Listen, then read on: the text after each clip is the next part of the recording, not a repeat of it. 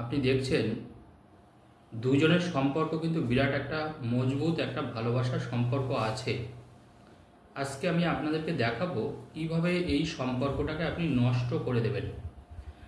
এই যে দুজনের ভালোবাসার একটা সম্পর্ক, কিভাবে আপনি এই সম্পর্কটাকে ভেঙে ফেলবেন, এটা কিন্তু করা যায়। তন্ত্রে কিন্তু পরিষ্কার বিদ্বেষণের কথা বলাই আছে। অর্থাৎ দুজনের সম্পর্ককে আমরা কিন্তু ভাঙতে পারি।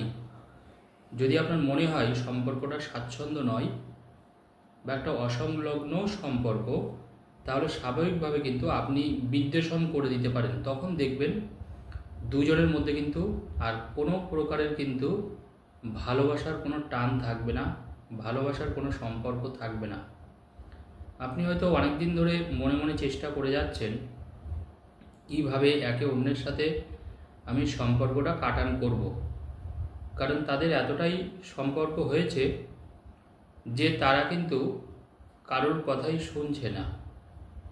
বন্ধুবান্ধব, ফ্যামিলি, রিলেশন কারোর কথা শুনছে না, এবং তারা একে অপরের মধ্যে একটা মজবুত সম্পর্কের বাঁধন তৈরি করে ফেলেছে। তো এই ক্ষেত্রে কিন্তু তন্ত্র মন্ত্র আমাদের কিন্তু মারাত্মকভাবে সাহায্য করতে পারে। কারণ দেখুন প্রেম ভালোবাসার সম্পর্ক, সেটা খারাপ হোক বা ভালো হোক, মনে রাখবেন তারও কিন্তু একটা শক্তি আছে, যেটা আমি আপনাদের বারবার করে বলি। সম্পর্ক যখন হয়েছে জানবেন তাদের মধ্যে কিন্তু একটা টানও আছে। সম্পর্ক তো আর এমনি এমনি হয় না, তাহলে তো দেখুন সব কিছুই হয়ে যেত, কিন্তু কাজটা খেলা না। এই ক্ষেত্রে কিন্তু তন্ত্র মন্ত্র কালা জাদু জানবেন আমাদের সাংঘাতিকভাবে উপকার দেয়। যদি আমরা খুব সাবধানে সেই দুজনের মধ্যে নাম নিয়ে যদি বিচ্ছেদ করে দিই, দেখবেন সাথে সাথে পুরোপুরি বিচ্ছেদ হয়ে যাবে সেই সম্পর্ক দুটো। তাদের দেখবেন আর কিন্তু কোনো রকমের কোনো সম্পর্ক থাকবে না। কাজটা কিন্তু খুব গোপনের সাথে আপনাকে করতে হবে। আমি আজকে বলে দেব যে কিভাবে একজন আরেকজনের সাথে সম্পর্কটা আপনারা কাটান করবেন। এই ক্ষেত্রে দেখুন, আপনারা জানেন যে আমি দীর্ঘ প্রায় 20 বছর ধরে এই কাজের সাথে যুক্ত। তন্ত্র মন্ত্র জ্যোতিষবিদ্যা নিয়ে কাজ করছি এবং এখনও আমার গবেষণা চলে। প্রতিদিন প্রচুর মানুষের কাজ আমাকেও করতে হয়, অনেক মানুষ আমাকে কাজ দেন। তো আমি দেখেছি বেশিরভাগ ক্ষেত্রে সম্পর্কটা কিন্তু খুব গোলমেলে হয়। গোলমেলে মিন্স দেখা যাচ্ছে যে আপনার খুব কাছের বা ফ্যামিলির মানুষ, সে একটা সম্পর্ক এমন একটা জায়গায় তৈরি করেছে, আপনি বুঝতে পারছেন যে সম্পর্কটা কিন্তু ভীষণ একটা খারাপ সম্পর্ক, এবং আপনি বুঝতে পারছেন যার সাথে সম্পর্ক করেছে সেই মানুষটাও কিন্তু ভালো না। আপনি খবর নিয়েছেন বা খবর পেয়েছেন, কিন্তু আপনি যতই বোঝানোর চেষ্টা করেন না কেন, সেই ক্ষেত্রে কিন্তু কোনোভাবে কাটানটা আর করতে পারছেন না। মানে আপনার বাড়ির মানুষ, বাড়ির সন্তান বা বাড়ির মেম্বার একদম জেদ ধরে বসে আছে যে না, সেই সম্পর্ক থেকে বেরাতে পারবে না। অ্যাকচুয়ালি এটা তার দোষ না। দেখুন, যখন আমি আগেই বললাম যে ভালোবাসারও একটা শক্তি আছে, যখন একটা প্রেম ভালোবাসা তৈরি হয়, সে যার সাথেই হোক না কেন, সে ভালো মানুষের সাথেই হোক বা খারাপ মানুষের সাথেই হোক, কাটাটা কিন্তু একটু শক্ত, মানে বলে কাটানোটা কিন্তু মুশকিল। সেই ক্ষেত্রে কিন্তু আপনাকে তন্ত্রমন্ত্র করতেই হবে, না নচেত কিন্তু আপনি কাটাতে পারবেন না। আমার দীর্ঘ দিনের অভিজ্ঞতা থেকে কথাটা জাস্ট আপনাদের শেয়ার করলাম।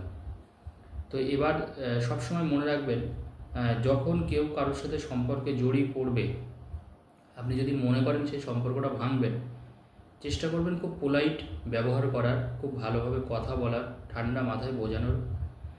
আপনি যদি তাকে মাথা গরম করে কিছু বলেন বা তাকে যদি গরম দেখান, সেই ক্ষেত্রে কিন্তু আরও ব্যাপারটা বিগড়ে যাবে, এমনকি হিতে বিপরীত পর্যন্ত হতে পারে।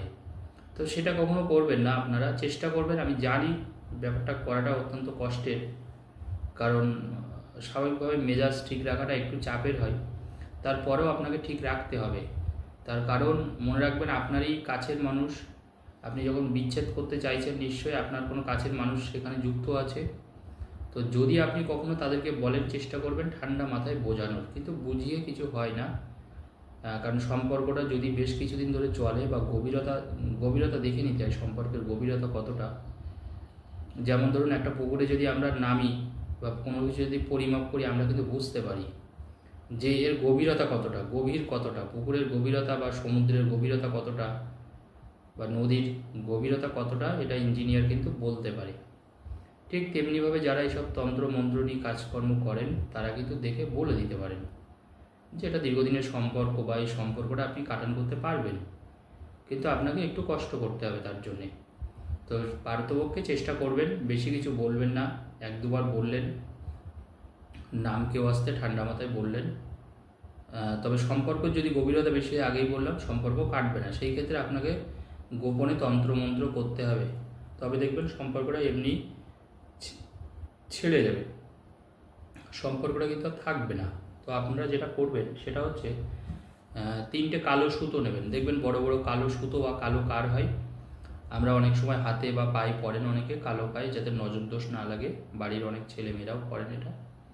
তো এরকম কালো সুতো নেবেন আপনি, 3টে কালো সুতো নেবেন লম্বা করে, এরকম জাস্ট একটু লম্বা টাইপের, এতটা মতন যাতে লম্বা হয়, 3টে এরকম নেবেন, 1টা 2টো 3টে, এইভাবে 3টে কালো সুতো নেবেন। 3টে কালো সুতো নেওয়ার পরে যে দুজনের মধ্যে সম্পর্ক আছে, মনে রাখবেন কিন্তু, যে দুজনের মধ্যে সম্পর্ক আছে সেই দুজনের নাম করে ওই 3টে কালো সুতো আপনি একসাথে পেঁচাবেন, মানে জাস্ট 3টেই এরকম। এবার একটা কথা বলে দিই, এখানে সুতো বলতে দেখুন, আপনি কালো কাঠ বা তাগা হলেও কিন্তু হবে, শুধু মনে রাখবেন সেটা যেন কালো হয়, তবে আপনার কাজটা হবে প্রপারলি। সুতোটা কিন্তু অবশ্যই কালো হতে হবে, এটা কিন্তু একটু মাথায় রাখবেন। ওরকম 3টে সুতো নিয়ে, 3টে সুতো জাস্ট আপনি হালকাভাবে পেঁচাবেন, জাস্ট একসাথে করবেন আর কি।